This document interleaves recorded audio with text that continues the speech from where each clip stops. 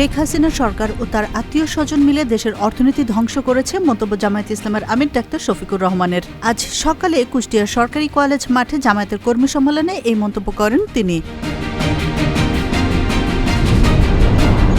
ছাত্র জনতার বিপ্লবের মাধ্যমে এদেশের ১.৫ শতকের স্বৈরাচারী শাসকের পতন হয়েছে মন্তব্য বিএনপির স্থায়ী কমিটির সদস্য ড আব্দুল মঈন খানের। ছাত্রদের আত্মত্যাগের ফলেই দেশ স্বাধীন হয়েছে। দুপুরে বাগেরহাটের মোড়লগঞ্জে এই মন্তব্য করেন তিনি।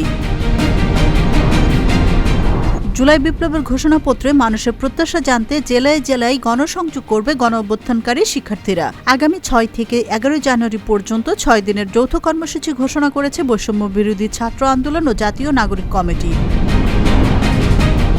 ৩১ জানুয়ারি থেকে প্রথম পর্বের ইজতেমা হবে, তবে সাদপন্থীদের ইজতেমা করার নৈতিক অধিকার নেই, জানিয়েছেন বাংলাদেশ খেলাফত মজলিসের মহাসচিব মাওলানা মামুনুল হক। দুপুরে রাজধানীর কাকরাইলে সংবাদ সম্মেলনে এই কথা বলেন মামুনুল হক।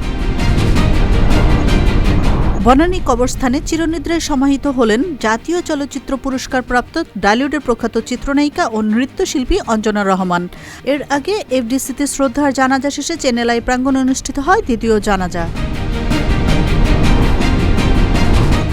স্বাধীনতা দিবস উপলক্ষে সাধারণ ক্ষমার আওতায় ৫,৮৬৪ বন্দীকে মুক্তি দেবে মিয়ানমারের জান্তা সরকার। তাদের মধ্যে ১৮০ জন বিদেশি নাগরিক। আজ এই তথ্য জানিয়েছে রাষ্ট্রীয় সংবাদ মাধ্যম।